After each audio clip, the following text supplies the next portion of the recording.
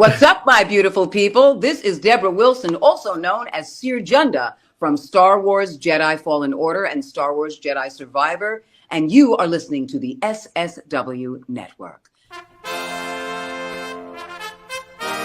Star Wars action figures collection, each sold separately. He found out that Vader was his father, too.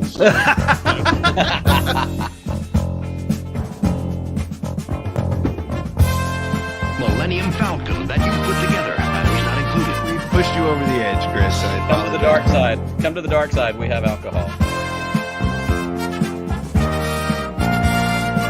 We're in trouble.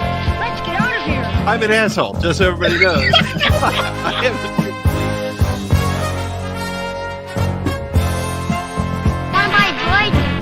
me what you got. It's R5-D4 and the Power Droid. No. Action figures each sold separately.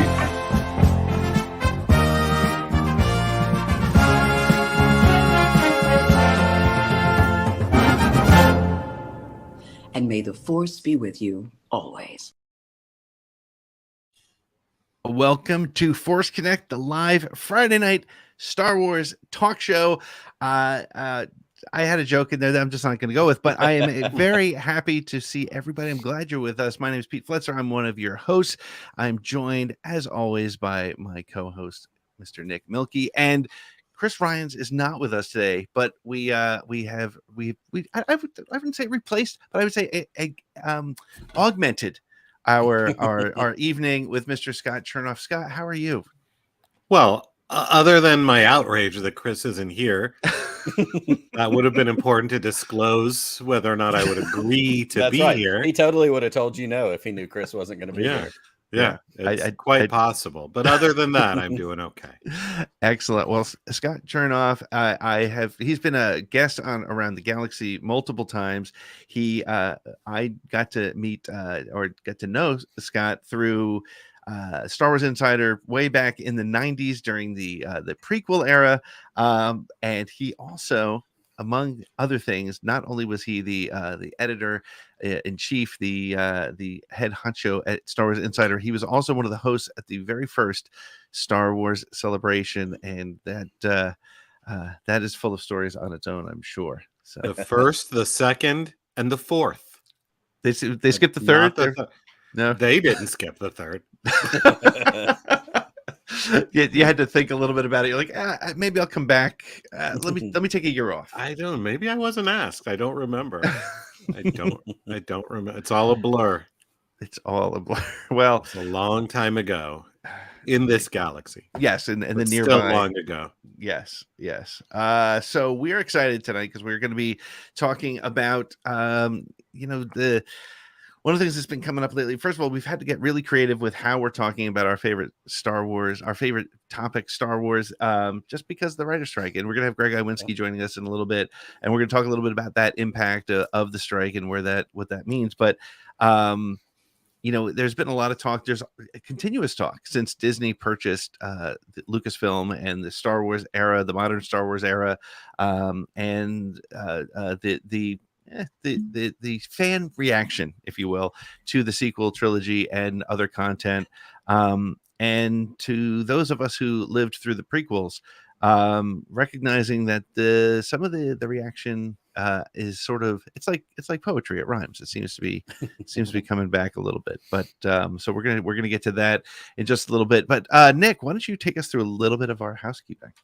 Absolutely. The easiest thing to do that we say every week is check out our website. If you go to the SSWnetwork.com, that is your one-stop shop for where to find us on social media, merchandise, t-shirts, Facebook, our Patreon program, which we love.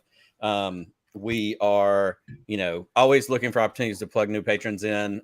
One of the big things that we're doing right now, besides all the social media places we launched just in the last week and a half or so, we have relaunched our Discord server, opportunity for people to hang out. You don't have to be a patron to join the Discord, but we do have some patron only areas, a patron only chat channel. We also have like a video, whatever. And we're going to talk about doing some watch opportunities, some stuff like that for as little as $3 a month. Not only can you join those parts of our Discord, And if you don't want to join the Patreon, but you still want to join the Discord, the QR code is right down there in front of Scott's handsome face.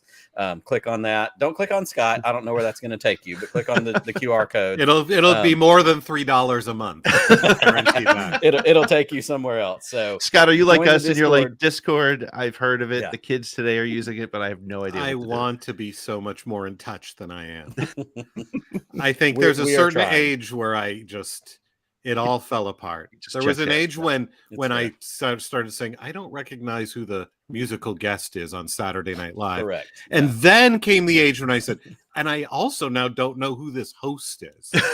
That's when I went, oh, It's that sliding Okay. scale of, Oh, you know, boy. as we work our way through. Oh, yeah, I boy. get it. It is so Yeah. true. So check out the Discord, check out the Patreon. Not only are there Patreon only parts of the Discord, but when we record new episodes of Around the Galaxy, you get to join us live and catch those interviews ahead of everybody else when we put it out on the podcast feed.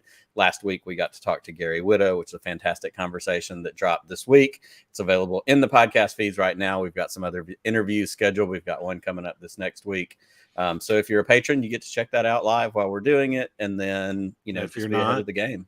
if you're not a patron, then, screw you, apparently. Basically, What's the problem? that, From Scott Turnoff. So, I mean, what more do you need? Yeah. So check that out. Also, merchandise. We have a SSW Network shop.com where you can check out all the weird t-shirt designs. We're coming up with things all the time. This last week, it was Hu Yang's laundry service. I'm not entirely sure where that even originated. Yeah, what's the inspiration for that? Pillsbury Doughboy. Oh, it was because of a certain character in the show that we can't really talk about. Right. And emerging from this really life-changing experience she had, and now her clothes are Oh, a white new and not outfit. dirty. Yeah. Yeah, I so, hadn't thought you know, about that. We won't discuss so- it, but But yeah, Hu Yang. she made you a know, I pit think stop that we didn't know It about. may have been a Right. takeoff on Kiki's delivery service turned into Hu Yang's laundry. I don't know, but we end up there. That's what we do here. The internet works in magical ways. magical ways. So check out all of those things. We are going to take your calls tonight as we get a little bit later into the show. We want to hear from you. We will drop the link into the chat as we usually do on Friday nights. So be watching for that. Call in, join the conversation. And also, Pete, I don't know if you even have the graphic for this, but we were listed in I don't have a graphic for it. a Good Pods. Maybe you should actually do this because I'm going to get it wrong. But Good Pods listed us as one of their top somethings of the week this week. Yeah, good I pod. did a good job. See, That was excellent. That was excellent. So yeah, Good Pods rated us. We are number 4 in their film interview list. So out of their top 100, we're number 4, and we were selected. The Gary Witta episode was selected by their editors as a top pick for the week. So we're very proud of that, and we're very thankful to all of you who hang out with us and check that out. So thank you very much for listening. And again, the podcast feed, we now have the podcast feed separate for Force Connect. So go on over to wherever you're finding podcasts and look for Force Connect. If you're listening to this, you have found it. Thank you. If you are not listening to this, or if you're watching it, check that out. You can find the links to all that stuff at the SSWnetwork.com. Before we get to our toast, Scott, I want to just talk a little bit about your history, what you do, because you have written for all kinds of great stuff. I don't think enough people know what you've worked on. Like, talk to us about a little bit like Conan and BoJack and some of that stuff. I've worked on Conan and BoJack. I almost Wow. said Kojak. BoJack. I'm That's a whole almost other old thing. enough to have been working on Kojak. Not And quite that. Columbo. Did you do any Columbo? That's Oh, what I we all want. wish. I love Columbo. I do love Columbo. I'm waiting for my invite to a Columbo podcast. Former guest of the show, Corey Ryan Forrester, the Buddy Cream Dream, is another one who has expressed a desire in a Columbo podcast. So we're building a super Spin-off, team, and we're going to make this spin-off. happen Yeah, one day. Yep. we have to do. Well, I am Yep. just. I'll give it to you as quickly as I can. I used to work for Star Wars. I was, as Pete mentioned, the managing editor and main writer, I guess, for Star Wars Insider, and did a book for them. Did a whole bunch of magazines and stuff, and the Star Wars Celebration, the first one, and the second and fourth. And then I went off into TV, and I've done. I wrote for Conan. I wrote not the talk show, not the Right. Barbarian, Not the barbarian. not the that's Conan. And what else? The School of Rock TV show, Cool. which was an actual show. And what else have I done? Voices. Yeah. Rick and Morty. I have a recurring character on Rick and Morty. Probably will be popping up soon on that show. Yes, Benny Columbo is one of my favorites too. But I think I'm on an NDA, so I'll just say that maybe I'm on an upcoming episode. Fair. And I guess I shouldn't even. Well, wait, is that in Struck? It's very confusing with the strike because I do voiceover, and so I've gotten sometimes auditions, and they say, "Well, this is for an animated daytime series, different contract. Really? You can do this." Huh. But I think Rick and Morty. Oh yeah, because we did that right before the strike. So never mind. Nothing. I said nothing. All good I here. said Nothing to see here. Delete. At other shows that I've done voiceovers for, and I've written for advertising, which everybody loves. Let's face it. And most of my industries are on strike right now. So I'm doing podcasts. So Excellent. Columbo podcast, please. Make it happen. Rockford Files. Honestly, we have to do the Columbo thing because Columbo has come up on this show more times than I think we even realize. A Columbo podcast has to be. I'm in just as I have no legitimacy, just as a fan. Twin Peaks, Survivor, anybody call me up. I'm here. we'll take Star Wars podcasts. I actually know about Star Wars. Yeah. Well, I mean, and you used to write the Ask 21B column, which is still one of my favorite things of all time. I wonder how many people remember Ask 21B. If you're in the chat, Dear 21B, we called it actually. Right, yeah. right. If you're in the chat and you remember the Dear 21B column, please let Chris me has know. chimed in now. Chris wants a Dragnet podcast. So Chris is around. he's dealing with a snubbing me an oral surgery situation. So typing is fine. As a surgeon or no, I don't. Well, you know what? We didn't make that clear. He might. We didn't ask. Sometimes it's better not to ask. He might be doing surgery right now and watching this show. But Dear 21B, I think somebody might have archived it online. It might still be out there, I think. And that was one of my favorite things I did at Star Wars Insider, but was also one of the things that told me like maybe you should also do other things, because it really was just me writing a humor column. It was just my version of 21B, answering reader questions and insulting them and just ripping them to shreds and telling them why he was the real star of the Star Wars saga. Which of course he was. Yeah. I believe it. Oh, yeah. Thank you, Sir Eric. There he is, Sir Eric. Those were the days, huh? Well, I think I was at the inside. Oh, sorry. No, just to clarify, like around 96-ish to around 2002. So pre-special edition. Right. Yep. In what I call the dark ages. Yep. Yes. When people were like, it was just us hardcore fans and nobody else. And then I left after the release of episode 2. Attack of the Clones. Yeah. I was like, that's it. I'm out. Yeah. Dexter Jetster. He's stealing all my thunder. I can't work under these conditions. I can't work with him. There can only be one 4-armed cafe guy in Star Wars, and it has to be you. Should have been me. Should have been. I remember my grandmother, God rest her soul, loved her so much. She said to me one time, she goes, because she knew I did acting, occasionally. She said, maybe you should, you should be in one of those Star Wars movies. I said, what a great idea. Can you help? Yeah, I'll call George up right now. See, Dan Madsen was able to do it. He was. And you know what? I was so close to being on that trip. Oh, yeah? Well, I mean, because Dan Madsen and John Snyder, Dan was the publisher of Star Wars Insider and a trailblazer, and we love him. And John Snyder, who I also love, was the editor-in-chief. They hired me. I became the managing editor. It's a whole thing.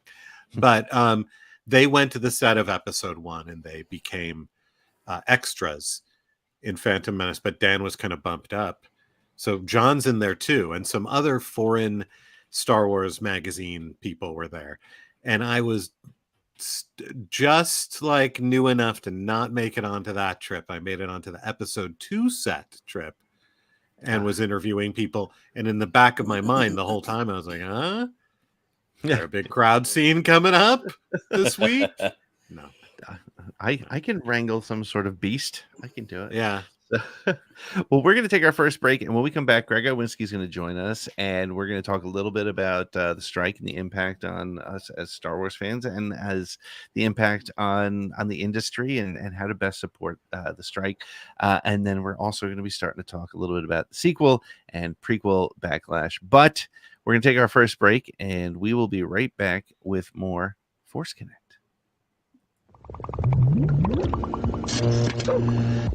R2? Where are you? R2?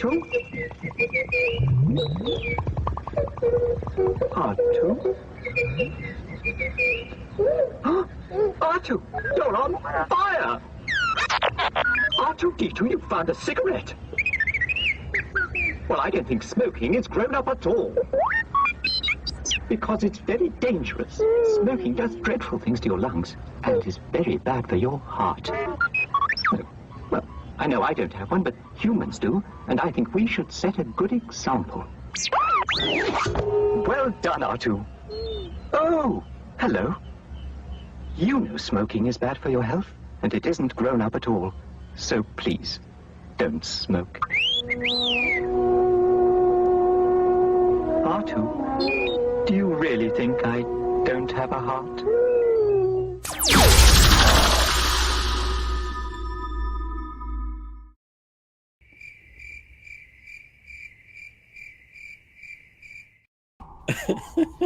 I'm sorry, but it never hesitates to make me laugh when we get the clip of R2 smoking cigarettes in between scenes on It's the just set. so sad at the end, though, when R2 is like, you are a heartless monster. Exactly. I Yeah, mean, you calling it right where he sees it. Well, we are back. It is Force Connect. It is Friday night, and we are hanging out. We have special guest co-host Mr. Scott Chernoff joining us, and also as we come back from the break, we have another friend of the show, fairly regular, joiner, Mr. Greg Iwinski. Greg is here, and I was hitting Greg up earlier this week because obviously the writers and SAG after strike is continuing to go on, and Greg is certainly very involved in that. And we wanted a chance to just hang out with him for a little bit and get some updates, whatever it is, especially talking about what's going on with the creator community, with the folks that are on strike. First of all, Greg, how are you, sir? I'm good. I did the classic Force Connect thing of ordering food right before I started this. So Hey, at some it's point, becoming like home, there will so- be, yeah. I'm good.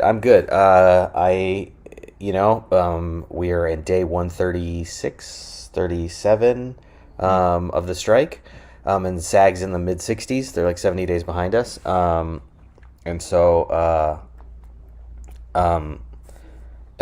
are, still pushing forward, still in solidarity, still trying to get a fair deal and get these companies to come to the table and talk. It's interesting because there's so much I can't talk about with you guys. I'm on the negotiating committee Right. for the Writers Guild, and so just for negotiation's sake, there's all this stuff I can't say, I can't do, and I wish I could.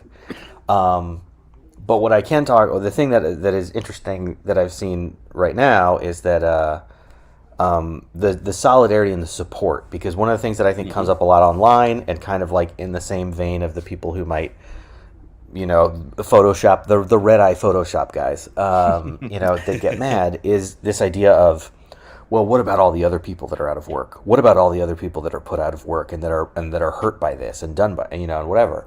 And absolutely, the industry being shut down for 130 days has been it hurts a lot of people, including myself, because I am not a rich, famous writer guy. I'm a staff writer. I'm at the bottom of the chain, and you're talking about 4 or 5 months of paying rent without a job. So Yeah. So it is hard. But what I think has been so inspiring is seeing that all of us on the worker side of this deal have been supporting each other in terms of getting food gift cards for groceries, doing grocery today at the Netflix picket in LA, it was just open produce and grocery boxes. And if you were in the industry, you could come fill your car with groceries for free and go home. Doing grocery gift cards, we're working to get the law passed so that if you're in LA and your job is affected by the strike, you can get unemployment benefits, because you can do that in New York and New Jersey, but you can't do that in California right now. So those things, and the food support, the mental health support, trying to reach out to people. So obviously the strike hurts everybody. Part of this is that SAG's on strike. So even if we weren't on strike, there's no actors, so we can't do production. But with everything from the entertainment community fund to the green envelope grocery fund, which is giving people are donating their residuals to pay other people's groceries. And we had a day where showrunners came together and I think donated $25,000 into that in one afternoon.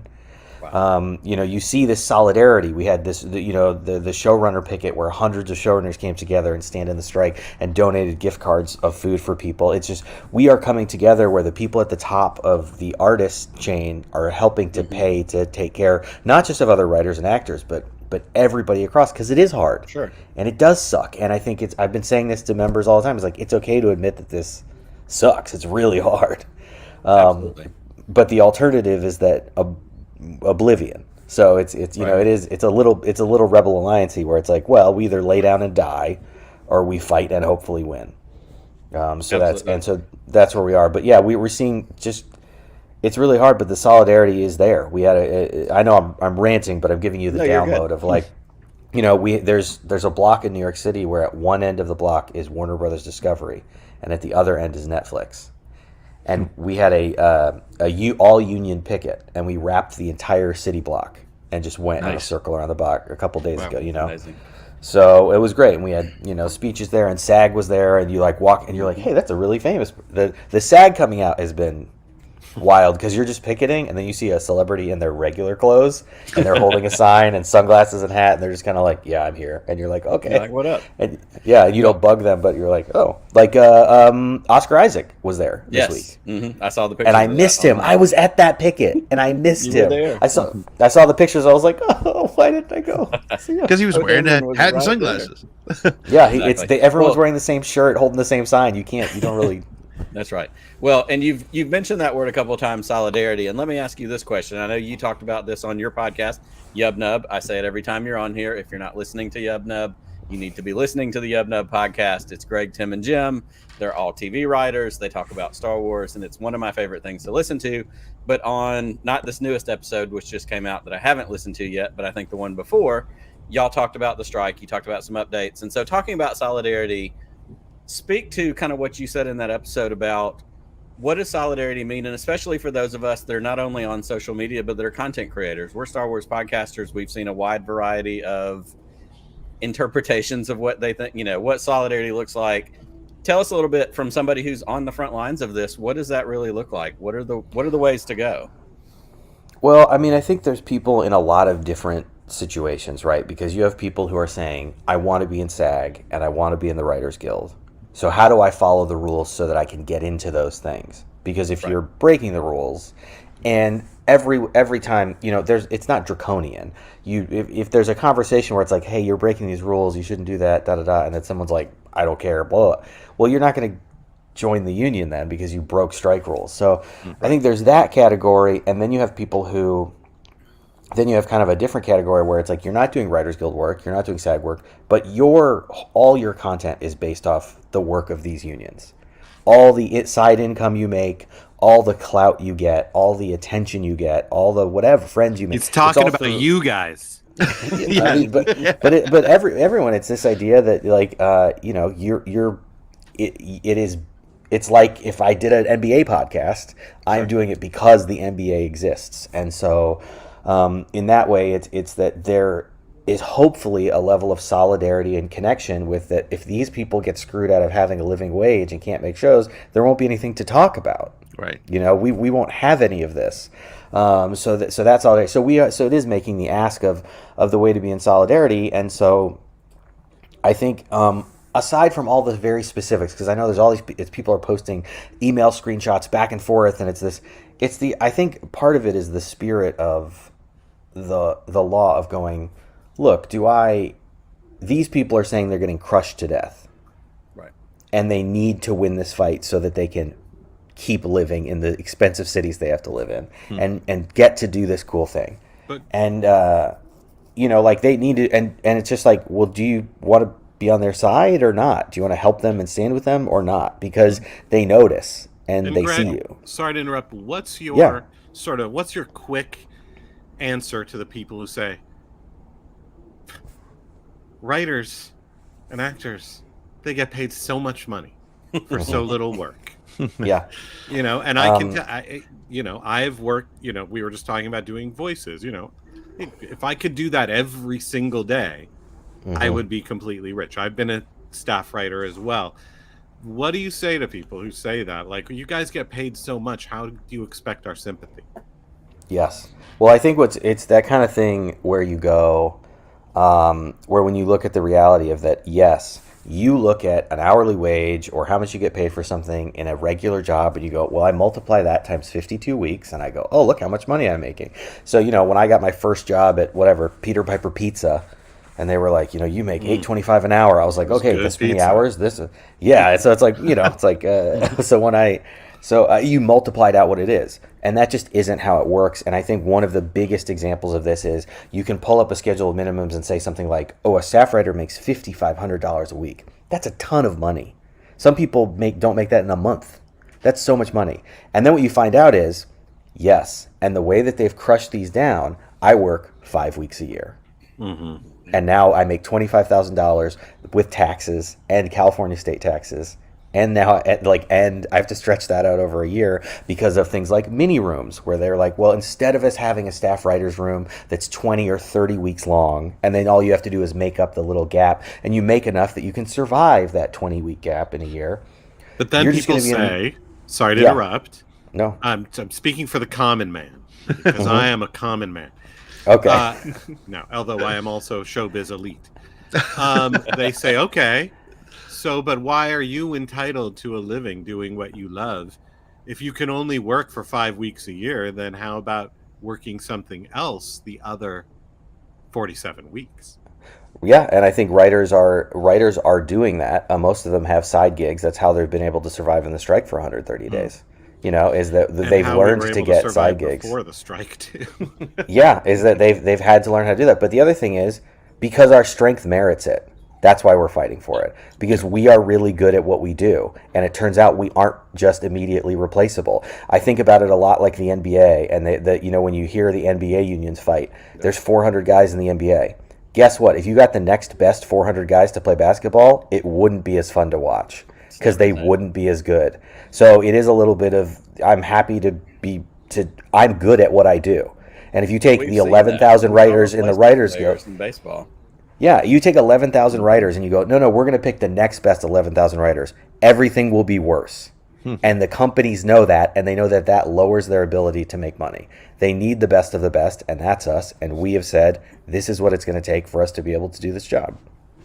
Yeah, and I would add to that, in order to be a writer, I mean, it is important to have other life experiences, but it's also important to have the time. Like, you can't be a writer all the time and something else all the time. It's incredibly difficult. So, but I have a question, one last question for you, Greg, about this. And actually, as a member of the guild, of both of the guilds that are on strike, would love to ask a lot of things, because you're on the negotiating committee, and I just you can always reach out via email. You can always email me or call me, and I'm happy to answer. Because I got an email today from the guild that said we're going back into negotiations, and that's all it said.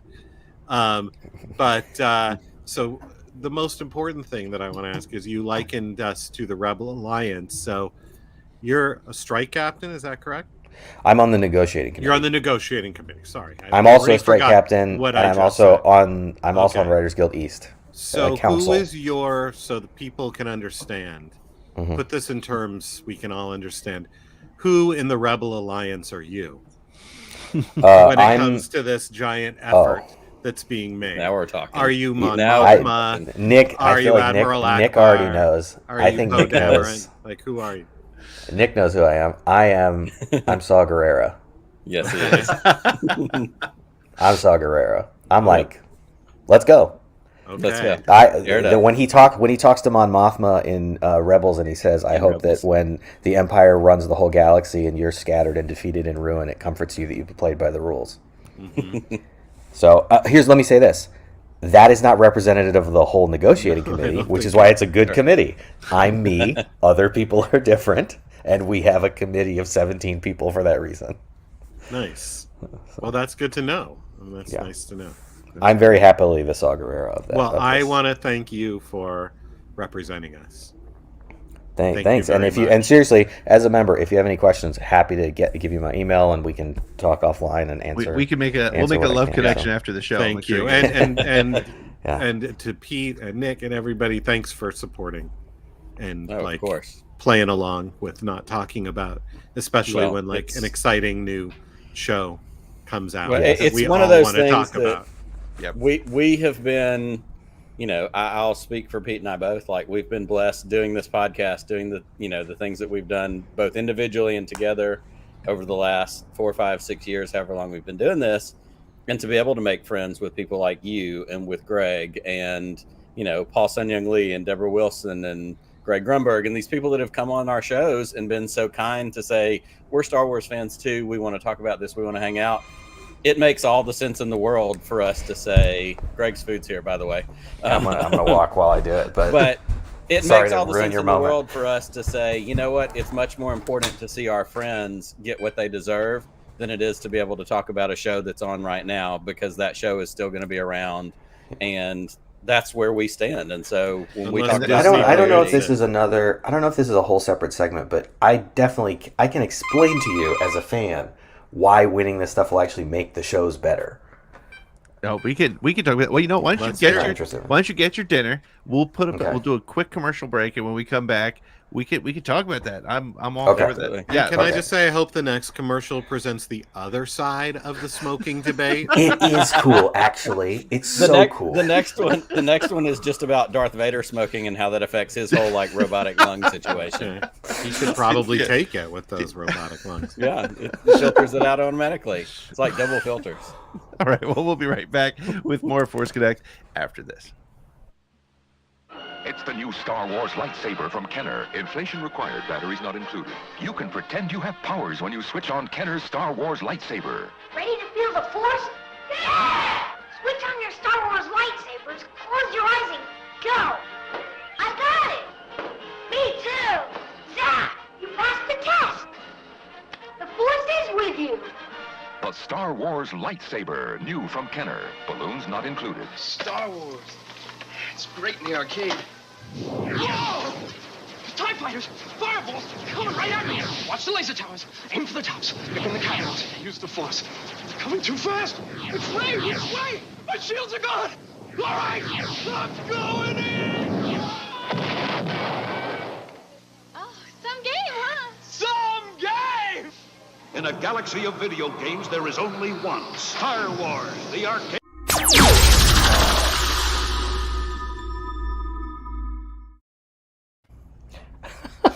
Some game. Can I just say that commercial is so illustrative to me of that there are very different generations of Star Wars fans. Yes. Just because those toys, I'm like, I couldn't. What? They were balloons. They were like the lightsabers. flaccid. They were like flaccid penises. Glow in the dark, whacking each other, shaking in the night. The safety had not yet been invented. They were like, you know what? Correct. Let's give kids a balloon on a stick and With a turn light off the bulb in it. lights, and then just let them swing at everything. And we in were the family grateful room. for it. Yeah, And on the way- and on the way to the thank store to- God they finally figured out how to give us a lightsaber. And on the way to the store to pick it up, we were laying in the back window of our parents' car. Like, we weren't sitting in Okay, the now seat. that There were no seat belts. the one that had the station wagon that had the one seat that faced backwards Yes. out of Yes. the car, and you're just like, That was my first Star Wars memory. I saw Star Wars before it was A New Hope, and I remember driving home with my parents in the way far back of the station wagon, pretending to shoot down TIE fighters in that station wagon death seat, and Facing the wrong way. and facing the wrong way and ready to go. So, But but that's so wild because it's like, I'm just like, it's that's like Star Wars before it had a mythology. yes, yep, It was just a cool movie, Yep. That's which is so freeing. You're just like, it's just a movie. I like this movie a lot. I like the toy. I have a laser sword. It's so and it's so even different. when there was started to be more, like there was so long in between that it was just like, then it was 2 movies, right. and that was it. Yeah. That's wild. That's wild. And then I spent 3 years going like, well, Darth Vader is probably just lying to Luke. There is a issue of Dynamite magazine. I might have that issue, which my sister had. My older sister had it, and it's the Empire Strikes Back issue.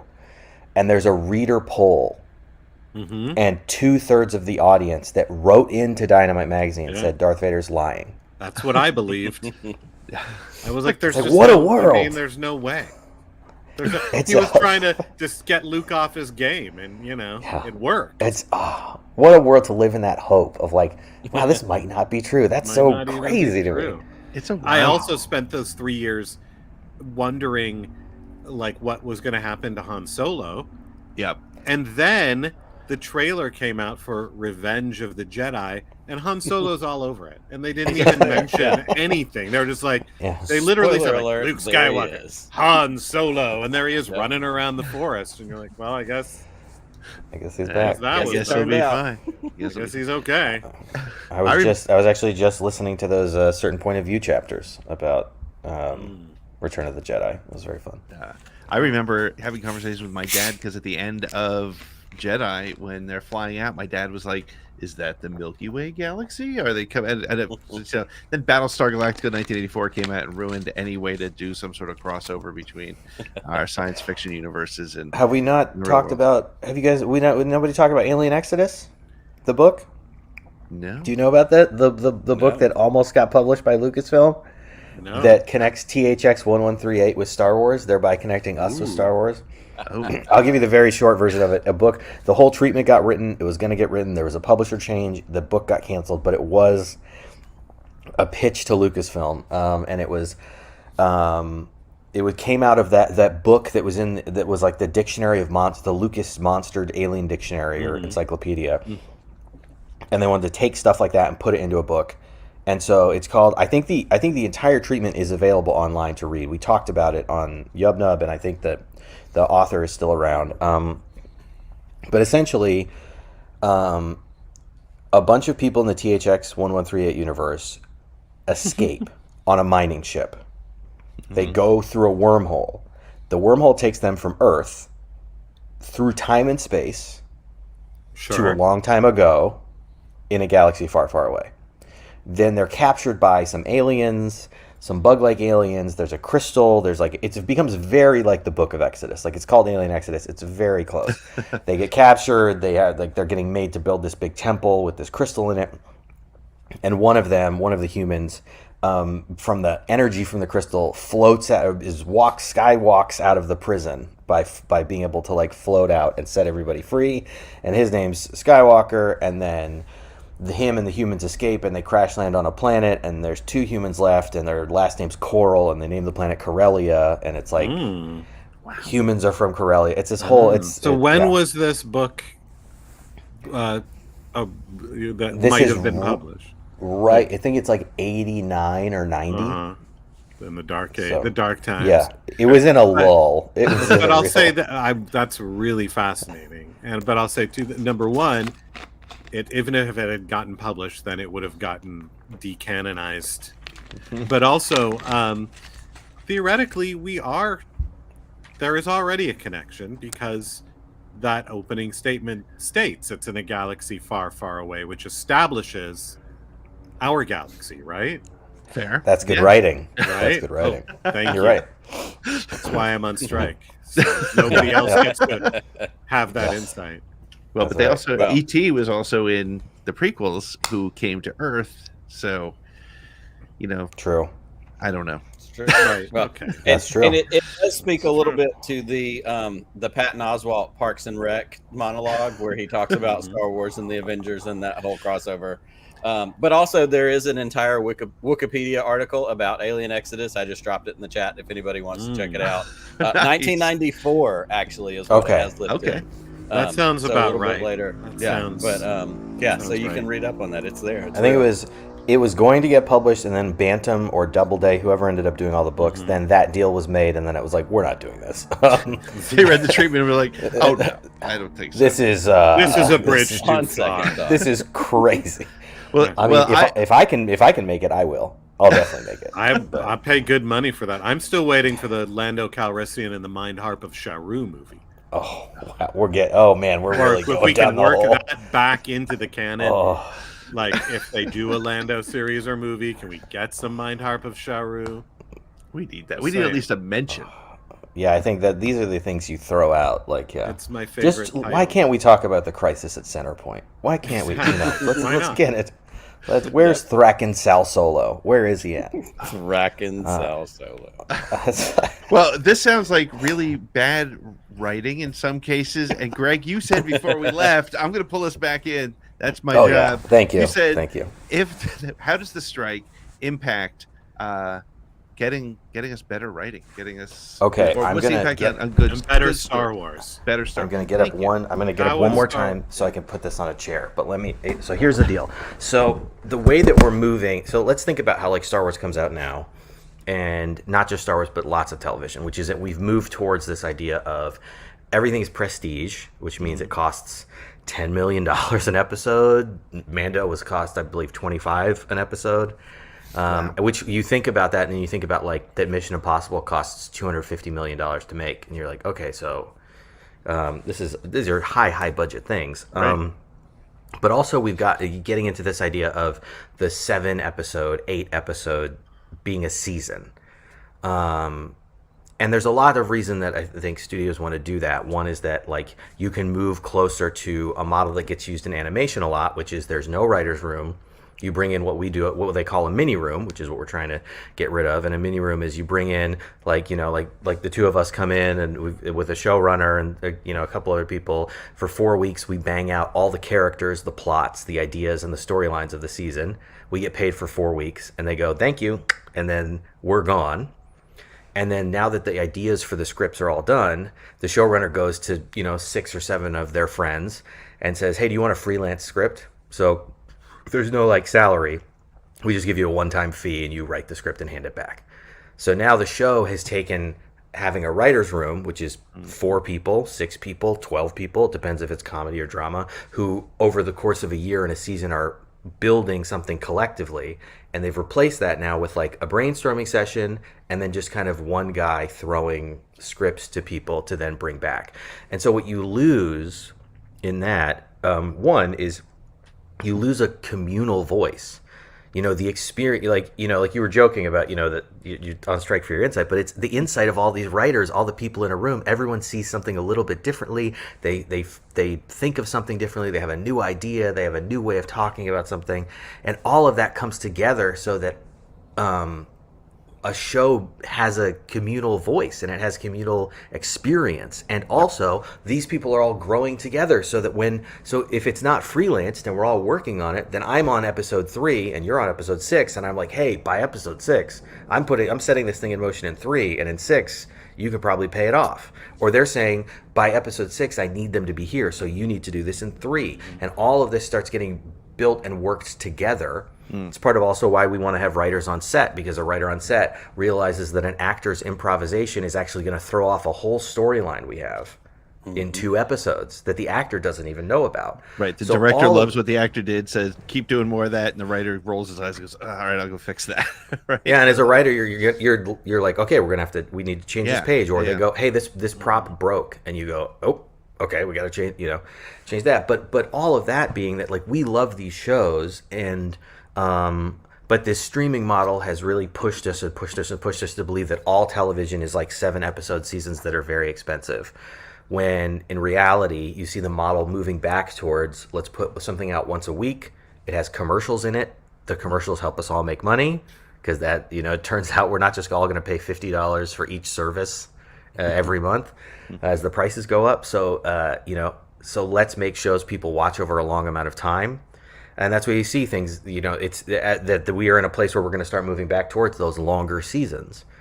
Longer seasons take more people to write. They take longer to write, but also you need new, fresh ideas. Even the best writers in the world cannot sit there and crank out 16 episodes of genius over and over and over again. You need people to do it. It's a very communal medium. And so when I think about the shows that we have that are coming out now, and as we move forward, it's like if we're going to keep having Star Wars shows and doing Star Wars shows, it is helpful to have many hands making that light work, so we don't have to go, well, I hope the one or two people who are writing entire seasons can keep knocking it out of the park every time. Right. It's helpful when you have a writing staff, even if they're just giving you the ideas. Well, yeah, I think one of the biggest complaints about modern Star Wars might be things that you hear from people who are just part of it is, frankly, and it's part of the sequel prequel conversation as well, but part of it is people looking for an issue. But the reality is, if you're looking at often or an occasional misstep in continuity or the way a story is told or personality of a character, what you're talking about to me makes total sense as to why character A may change by the end of the season in a way that wasn't earned, or in a way that feels kind of out of touch or out of character, because it's not written cohesively in this model that you're talking about. Am I hearing you right on that? Yeah, I mean, it's a model that isn't just used by Disney. It's used by lots of places, but it is a model where, yes, each script is written kind of in isolation after the beats and the meat of the spine has been. Spines don't have meat, but like speak for yourself. Also, can I just say, like, you brought up a really important point about the writers being on set and being able to catch things. And then Pete, you were saying, the director might love it's important. Also, a lot of people don't realize that while in film the director is sort of the main visionary, that's not necessarily the case in TV. Occasionally it is, but usually the vast majority is the quote-unquote showrunner, who's a writer producer. And so the directors are often, now not always the case in these prestige shows, but is often just there for that episode, or maybe they're there for 3 episodes over the course of the season, but they're not involved with figuring out the arcs, the story that's going forward. So the director usually doesn't know what you've got planned for 5 episodes later. So it's another reason why having those writers there and having that institutional knowledge can be pretty key. Yeah, and we've certainly seen a lot of that. Go ahead, Greg. Oh, I was going to say, and to jump on that point, a showrunner is sometimes the boss of 500 or 1,000 employees. There are some of these shows that have 1,000 people working on them, and as the showrunner, you're the boss. So that's why you want writers on set that aren't just the showrunner. Because the showrunner's thinking about 15,000 things. And they're thinking about the budget and the catering, and this star's angry, and this thing didn't work, and the network told me this note. Where if you have a writer who's from your team that's sitting there, they're sitting with the director, and their only job is the episode. And maybe it's the episode that they wrote, so they know all the subtext, and they know that stuff. So it really is, it's so important to have the writers on set, and I think through the thing, because I was talking with Jim Fagan, who is a Yub Nub host with me and a Comedy Central director, and we were talking about the idea that there are so many times in fandom, I think in Marvel and Star Wars and whatever, but where people put out a video or a poster like, oh, why didn't they do this, or they could have done this. That's what a writer's room's like.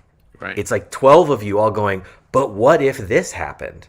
And then you hash out that, either that's too expensive, or we can't do that, or we can't do that because of the actor, or whatever, doesn't have the availability, or we don't like how the story works, or what really happens in television, the boss doesn't want to do it. And you do what the showrunner wants to do. So he says, I want to tell it this way. And you go, cool, my idea doesn't matter. And then you do what they wanted to do. That's because they're the showrunner, it's their show, and your job is to write their show. Yep. But that idea, like that idea that we have all this pitching of like, well, what could we have done in this season, and what could we have done? That's what happens. That's why we want a writer's room, because a writer's room is where those ideas get pitched around and thought around and figured out, and you have a richer story because you've had a bunch of people take a shot at the ideas. Yep, for sure. Let's tell you what. Why don't we take one more break? And if you're watching, you have a question for either Greg or for Scott, or probably not Nick and I, because what do we know? This has been my favorite episode in a while, because it's the Scott and Greg show, and I'm just watching. It's great. But my favorite too. We have that in common. Except you've got way better lighting. So well, let's keep you as the host. Right. I'll be like the MC, and I'll hand it off to you guys, and I'll run away. But what I love is we want to hear from you. If you got a question on the break, dial in. We put the link in the chat. If you got a question for Greg or Scott, please feel free to join us, and we will be back in just a minute with more Force Connect. Easy, Tauntaun. What is it? Wampa! Wampa! New Tauntaun, Wampa, and action figures, each sold separately. Han Solo! Help! Oh no! It's got Luke! Wampa! Watch it, Tauntaun! Gotcha! New Tauntaun comes with an open belly rescue feature. You'll be okay, Luke, as soon as I chase away that thing. Wampa! Wampa! New Tauntaun and Hoth Wampa and other action figures, each sold separately from Kenner's Star Wars, The Empire Strikes Back collection. From Kenner's Star Wars collection, each sold separately, large-sized Darth Vader with his lightsaber. Princess Leia, champion of the rebel cause, with her defender Luke Skywalker. You can swing him into action on his grappling hook. And load Chewbacca's laser crossbow. Star Wars large-size action figures, up to 15 inches tall and ready for action. Large-size Darth Vader, Chewbacca, Luke Skywalker, Princess Leia, each sold separately from Kenner.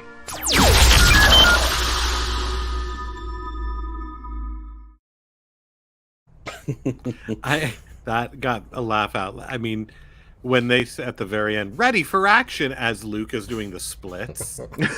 Yes, the action is like a cool dance routine. And I've noticed, and I feel like I've noticed this in another week, and I probably had enough whiskey tonight that maybe I just forgot I've said this, but I love that they show the shots of Luke Skywalker, but if you watch that commercial, his right hand is inside his shirt sleeve, so his hand is already cut off when you see the big action figure in that commercial. It's fantastic. I had some of those large size figures, and I had that Wampa. Oh man, I loved that. I realize, Scott, we know some of the same people, because you know Raph. Possible. Yes, I do. And I know him because I'm on the East Council and he's on the West Board. So we talk a lot about tell him I comedy say stuff. hi. I will. Please do. Please awesome. do. Yeah, I'm here on the West Coast. You guys are all. Sorry, I'm IMDbing you now. Finally, after this, I'm like, you do wrote on Conan? When did you? Exactly. What did you do? This is yes. Yeah. Oh, this is great. I'd like to have a whole show talking about Scott working on Conan. When were you? What years were you at Conan?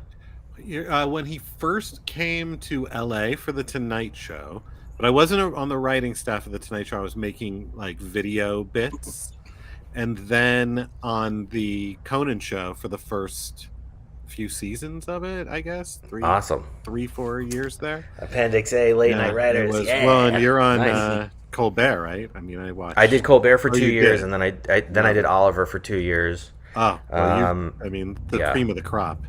I love. I did. Yeah, shows. I mean, I made them hits. That's really. Of course you did. I've noticed the dip in quality since you left. Yeah, when I go, they are number one. I've noticed they've been afraid to even do shows the last 100 and something days. So I told them. they're just I told them lost not without to. you. Lost. That's really the. Yeah, you noticed the Conan crazy went off the air. I could really it was a just delayed reaction end after I left, but eventually I said Corden, no more, and he said cheerio, and then he was gone. That was it. I just told him. I'm the king of television. It's really it's odd. I can't solve the strike, but I'm the king of television. All right. Well, I'll IMDb you after the show.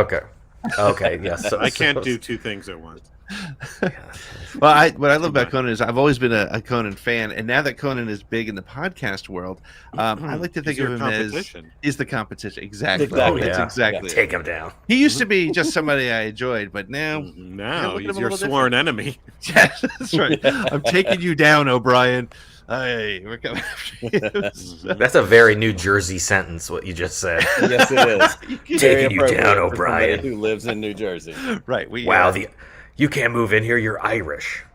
That's how. It has nothing to do. No, that's how New Jersey feels to me. Clear on your anti-Irish. Yeah, you are anti-Irish. That's okay. That's how New Jersey operates. This is the day Force Cadet gets canceled. I knew it was coming. I knew it was coming. Look, we use. Never mind. I'm just gonna move on. All it took was WGA Saw Gerrera to take you down.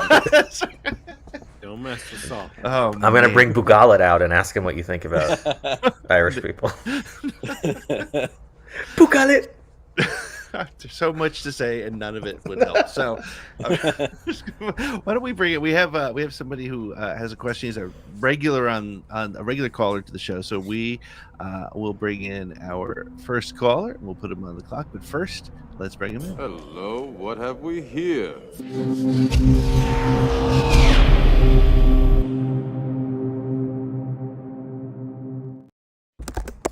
You're not anti-Irish. I'm not anti-Irish? No, thank you. Yes, we love Hux. That's right. That's right. My cat's name is Hux, so I'm definitely not Irish. They're not anti-Irish. We don't know if you like your cat. Damn it! I was so close. You're almost there. Eric, I'm going to put you on the clock. What do you got for our friends here? Well, the subject of the day is prequels and sequels reaction, right? And I talked before. That's right. It was. There was. And I talked about how that I think some of the most toxic people in Star Wars fandom grew up with the prequels because they felt like they had to defend it from the older generation that used to lampoon it so much. And once again, what you have to do is make sure your children don't become assholes about trying to defend the sequel trilogy from the previous generation before them, and like continuing the cycle for however many decades when we get into new material. But yeah, like some of these like chuds online are like some of the most ridiculous people on the planet. They're just like, oh, you see what Dave Filoni's doing? He's trying to use time travel to undo the sequel trilogy. I'm like, you're a fucking idiot. That is not happening. That is never happening. No. Sit your ass down. Well, I do think, it's interesting. I'm not sure if it will be the same with like this generation feeling the need to defend, because I feel like, and I could be totally wrong, but I've got kids. They're 11 and 8. My 11-year-old, she's a huge Star Wars fan. But she's coming of age in the era when it's all in one place available all at the same time. So if anything, she's more of a prequel fan than a sequel fan. Already, she's Clone Wars is her era. Yep. But I do agree with you that Filoni's not doing anything against the sequel. It's all about just being wary and like not repeating the sins of the father to the next generation. That's all we need to do. Like when the most ardent and like vitriolic people, like they need to be cut off. They need to be ostracized appropriately for when they're spreading hate speech. It's like, oh, look, there's a black person in this movie. No, like we can't just let them fly with this. We can't let the algorithm like give them a big voice. And that's honestly, that's the reason why it's not because I don't like Irish people. I actually when I see that, you admit it. That's not why. Separate conversation. But no, that's one of the reasons why I call that stuff out, is because it's ridiculous, because it influences people. It starts to play into the conversation. I hear it, and not necessarily the direct misogyny or racism or wherever it's coming from, the toxicity, but you do hear it in conversations from people who have been influenced by it. You have a conversation with somebody and you hear it come out, and it's I mean, it's very frustrating. So, well, we need to root that out, not just from Star Wars, but from all 100%, all of America, all discourse.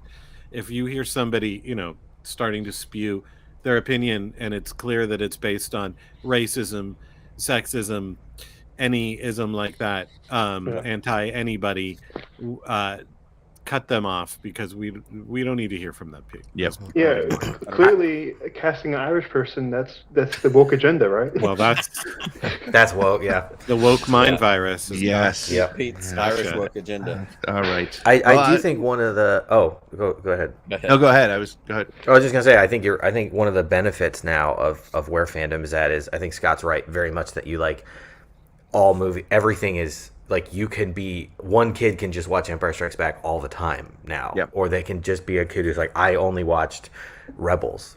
I think we're seeing a whole generation who grew up on Rebels who are finally getting the payoff of a show. But also, I think right now, if you're coming up, there's so many different ways. And I think with the prequels, I was 15 when Phantom Menace came out. So I'm like, this is like, I saw it by myself in the theater. I saw it 9 times. Every time I ran back to theforce.net, and I would be like, well, this is hell, gosh, and then there was that turn where it was like, oh no, we all decided we hate this now. And it was really nasty, especially online. But in all of that, it's like, now I think you can like Star Wars in a million different ways. There are people who their whole Star Wars experience is High Republic. My son, he's watched Phantom Menace once and like half of Empire Strikes Back or whatever. Like, he doesn't care about that. To him, the Freemakers and Young Jedi Adventures is Star Wars.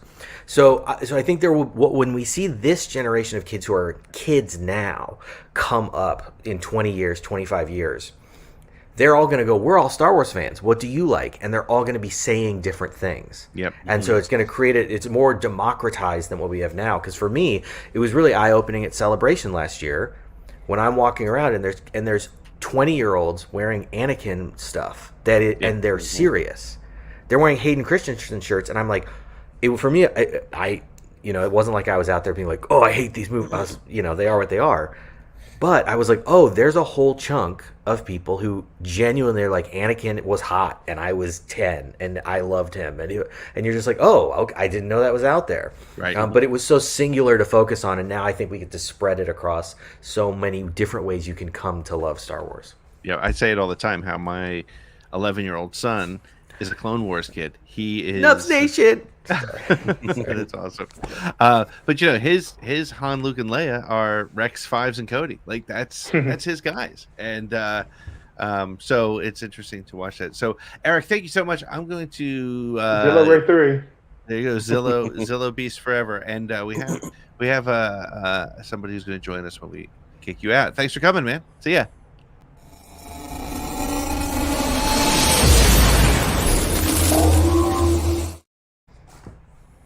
Joined us I think it's only because Scott made such a big deal about it. There he is.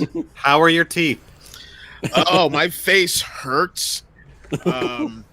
If you like, I sent a picture to Pete and Nick of what it looked like on Wednesday, and I looked like I was right out of Mos Eisley Cantina.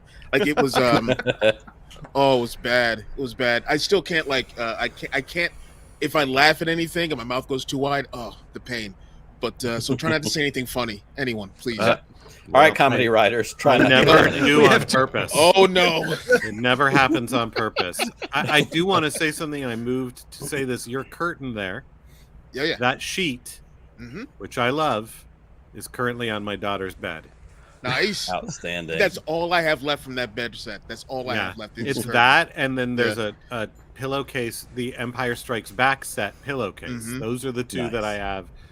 They're currently in use. Oh yeah, love them. Oh, I gotta get a Star Wars. This is an old Star Wars thing. I have so few things, but I just got something up here. Chris, what would you like to add? You jumped in, or did you just want to be part? You're just like, I don't like missing. I miss you guys. We miss you too. I just want to come see my guys. And honestly, Scott made us feel bad for excluding you because of your teeth. Wow. Yeah, as well you should. Yes. As well you should feel bad. All right. This is Greg's up. Oh, look at that. Oh, man. I So- broke every last Love one it. of those. So- I had it. I still have a few of them. I can't remember if that's one, but I used to use them actively, so I've broken a number of them. This has to be lead paint, right? This Oh, has yeah, to be gotta lead. be. It does not help. That will explain my course. mental condition, considering Yeah. I've That's why we're Also, all but- doomed. This is from 77. yeah. It's Yeah. copyright Yeah. 1977, and it's so. I'm sorry, I don't want to hijack this. I don't want to hijack this time. It's too late, Greg. You're good. You've already. Okay, that's all I do. My whole personality is apologizing for hogging the spotlight while not giving the spotlight back. That's me. But I'm obsessed with the whole thing that George did, where like he didn't know what he was doing, but then he lies and says that it was all backwards compatible. Like I think it's great. I just think we should all admit that that's what happened. That he like did like he doesn't know they're siblings, you know. Right. And so I'm this with you on is that. Darth Vader, a one-time Jedi Knight, the formidable Lord of the Sith, Darth Vader, draws his remarkable evil powers from the dark side of the Force as the enforcer for Grand Moff Tarkin, the power-hungry governor of the Imperial Outland regions. Vader uses his powers in an effort to crush the rebellion against the Galactic Empire. And I'm like, well, a lot of this doesn't apply by the next movie. But I think read that's so that when interesting. back in the late 70s. I read that glass many times. And so I spent years early on like kind of thinking like Darth Vader's kind of below Tarkin in the pecking order. Yeah. And there's no emperor. it There's no makes emperor. sense. It's No. this is it. These are the only two people running the Yeah. empire. Yeah. These that's guys. it. And that one It's so- stormtrooper. And this one stormtrooper. That one stormtrooper. Chip. That's his And- name. That was Man, Chip. that dude's got This is fire. Rex. Yes, they Yeah, have. I have the posters of those, all four of them. The burger, they did the same exact write up and the same art. In fact, I don't know if I can do this Really? without just. Yep, right there behind me. You can't. The Vader's on the bottom. R2 and 3PO. There we go. Yeah. Whoa. And then you've got the Wow. Han and the Luke, Oh, the dude. Chewbacca. Wow. That's Wow. beautiful. I And want they, those on and they have shirt. the same. They have the same write ups on them. Very cool. And If I ever This come is to back that when- studio, I'm stealing them. This is when Darth was his name and not his title. exactly, Right. Yeah. exactly. Not his Only a title. master of evil, Darth. Darth. Only a Steve. master Well, of evil. And my favorite is in the Kenobi show when he just throws at him like, "Okay, Darth." They fixed it though. I admire so much that they did that much work to Yep. fix a mistake. God, that's Exactly.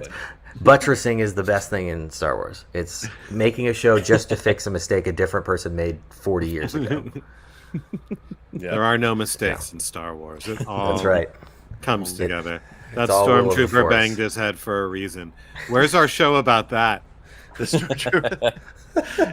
The Scott, Traumatic- yeah, we have post-traumatic 100 expression. shows that we need to do with you, man. You're gonna become our fourth host if you're not careful.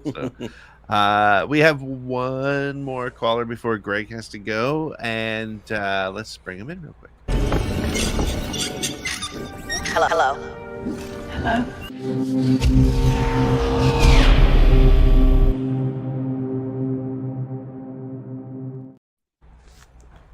Hello. Is It's Sir Eric. Sir Brown. Eric Brown. How's it going? I just had the only question I could really think of for everyone was if the topic's prequels and sequels, can you give me an unpopular opinion, positive or negative, for the prequels and sequels? Ooh, who do we start with? You decide. You're the host. You got to decide. I'm deciding it's you, Scott. He just Okay. decided. You're up. Ooh, an unpopular opinion. Okay, the prequels. My unpopular opinion is that Phantom Menace is better than Attack of the Clones. Okay. I don't know. Is that not? Is I don't- maybe people. I agree think, with you. I think Attack of the Clones gets more hate than Does any it of the now? other- Yeah. Yeah, I At the think so. time, I think because speaking of prequel reactions, the reaction to Phantom Menace was so heated and so Yeah. negative Yeah. that it always kind of lived in my mind as the most hated one. But Mm-hmm. I guess I would expand on that. And by the way, Attack of the Clones is the one I was most closely associated with in my time at the Insider, Yeah. and I was on the set, and I read more than one version of the script, and by more than one I mean two. And my opinion is that it's the one with the least, I don't know if cohesive is the right word, the least clear, the least, to me at least, understandable or easy to summarize plot. Yeah. Like, I still am not entirely sure, like, what's going on half the time. Like, why are we at the droid factory? I don't always know. Could be an unpopular opinion, but that is my unpopular. And the sequels, do I have an unpopular opinion? I mean, my big opinion, but I don't think it's that unpopular, is that I wasn't fond of bringing back Palpatine and making Rey a Palpatine. I didn't think it was necessary. I wanted to build off of Last Jedi more than kind of going in the opposite direction. But I don't know if that's an unpopular opinion. I think, I think, frankly, a number of opinions about the sequels are unpopular. So, what about you, Greg? Do you have an unpopular opinion on prequels? I don't know if it's unpopular, but I 100% believe that if you took the Phantom Menace and I think that if you reshot it without changing a word of the script, you could make it an incredible movie. Mm-hmm. I think that the directing and the reliance on technology where it was and how they used it. Yep. If you replace those with the technology we have now and a director who said things other than faster and more intense, I think I think the sand line can play. I think those things, I guess that's not in Phantom Menace, but I think with these movies, right. But in these movies, I think they actually can work. The words on the page can work. It's that if Hayden now went back and did that then, he would kill it. Yeah. But there was nobody helping him, So you're saying you can convince everyone that midi-chlorians make sense? Well, I think, but also maybe he talks about midi-chlorians and everyone else in the room goes like. So, Greg, I have to send you a link to. One of the things that brought me back to brought me into Star Wars podcasting and back to the fandom was I wrote a fan fiction novelization of the Phantom Menace because I believed that the Phantom Menace was a great book that was you see a movie and you're like, I like the book better.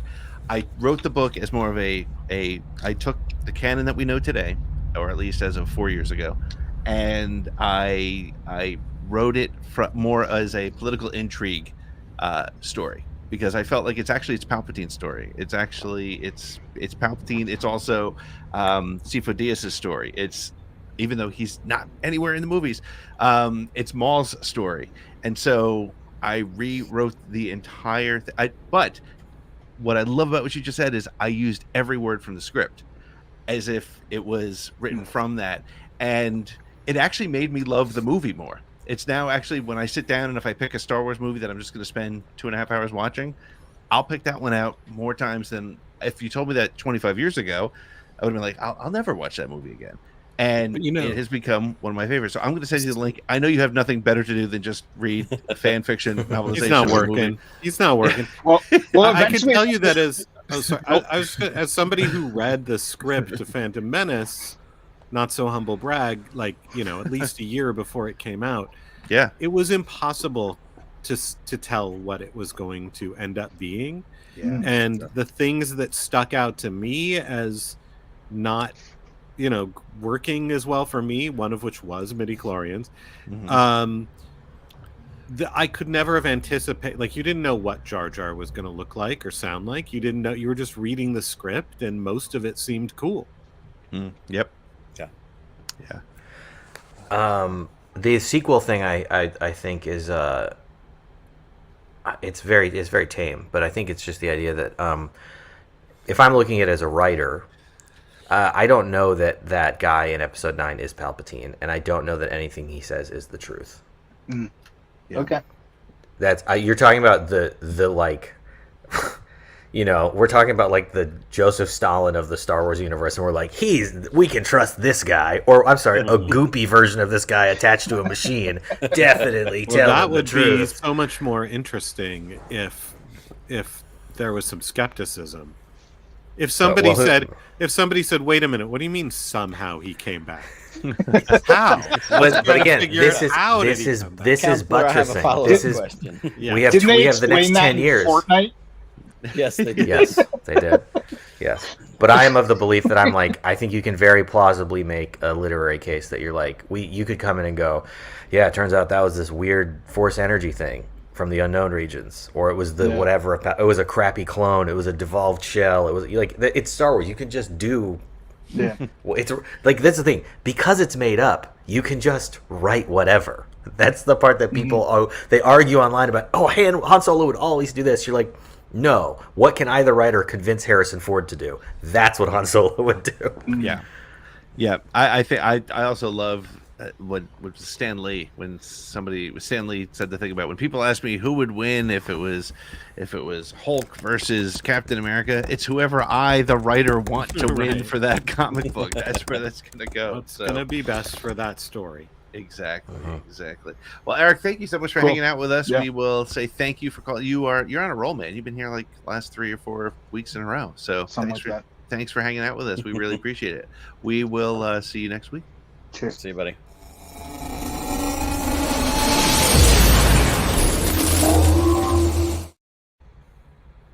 Well, with that, I know that our 2 guests tonight have been incredibly generous with their time and have many other things to attend to. So many.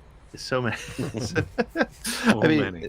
Scott, if you push me, we'll do this till 2 a.m. But I wish I had that kind of time.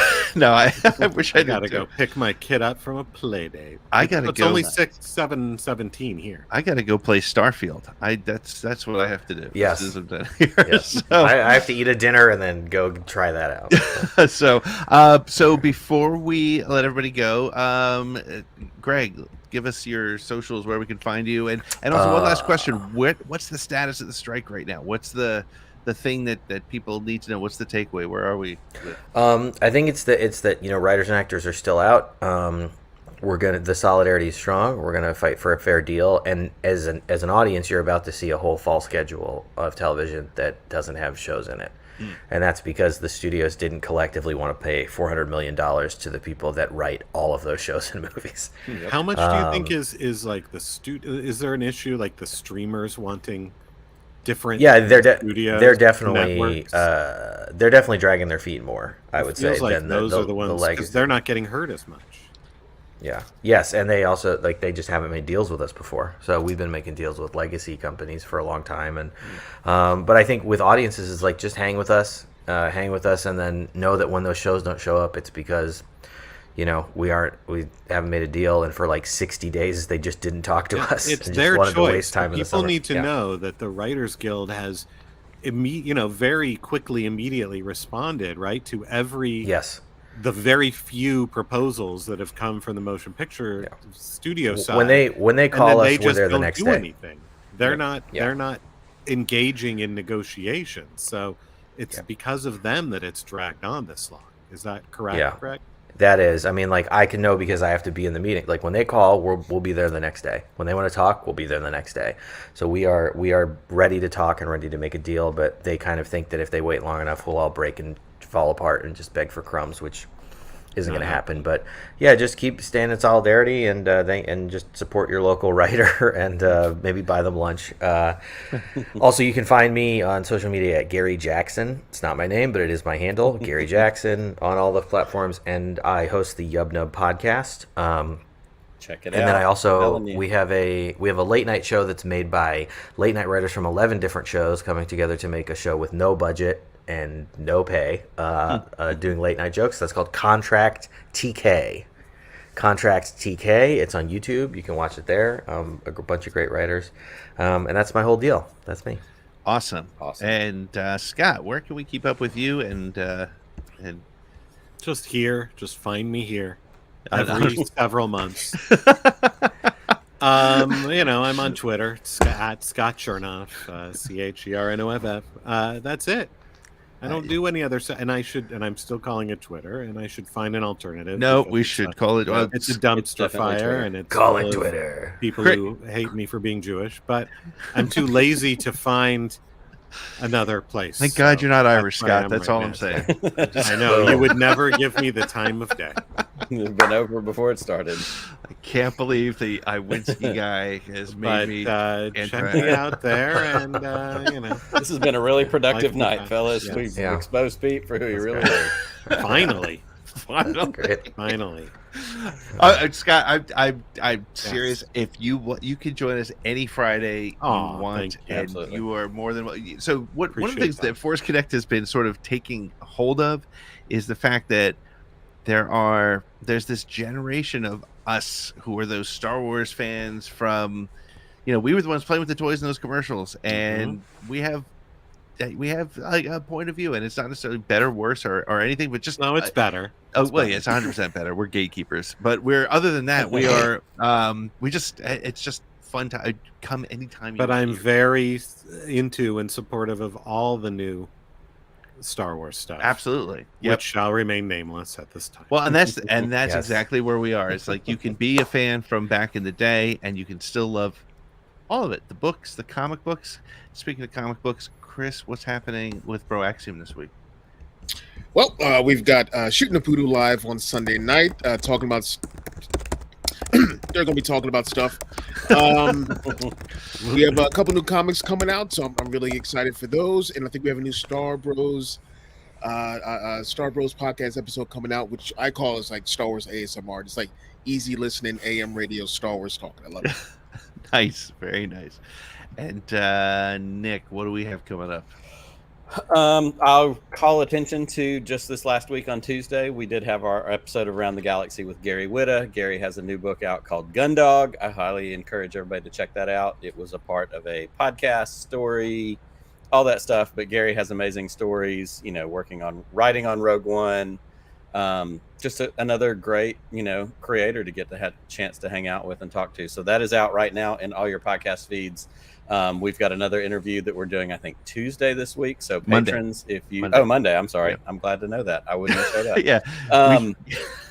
I should probably pay attention to these things. We'll figure that out. So we've got an interview on Monday night. So patrons, if you haven't seen your message or if your message is coming, be on the lookout for that.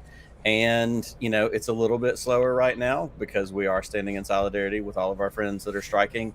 But we're still trying to find some conversations that we can have along the way. So just keep your eyes peeled for that. Join the Discord server. And I think that's about all we've got. That's fantastic. Well, thank you, everybody, for joining us tonight. This was a lot of fun. Thank you, Scott. Thank you, Greg.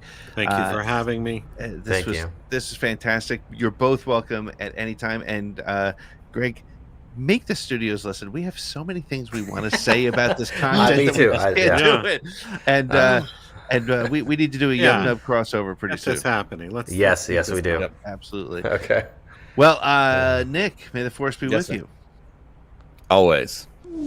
Just one more round, friend, then homeward bound, friend. Don't forget me in your dreams. Just one more song, friend, and then so long, friend. The nights get shorter, it seems. Just one more rhyme, friend. Yes, it's a crime, friend. But you know time, friend. Time can fly. So it's good night, friend. Good night, but not goodbye.